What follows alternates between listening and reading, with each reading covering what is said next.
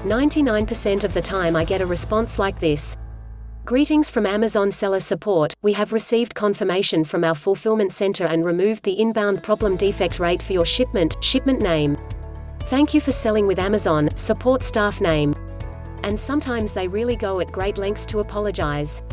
While 99% of the time, Amazon removes the flag and corrects its mistake, the other 1% of the time I'll get a response stating that the original accusation was indeed true and that I am still going to be penalized for my error. When this happens, I always reply, state that my question was not properly answered, and request they investigate again. 100% of the time they follow up agreeing that I was indeed correct and that they are removing the flag, along with any fees associated with the issue. The important thing here is to protect your metrics. If you make a mistake, accept responsibility, learn from it, and move on. But if Amazon incorrectly accuses you of making a mistake, stand up for yourself, and politely correct Amazon. Have you had these problem emails showing up in your inbox lately? How have you best responded? I'd love to hear what you have tried to correct these issues.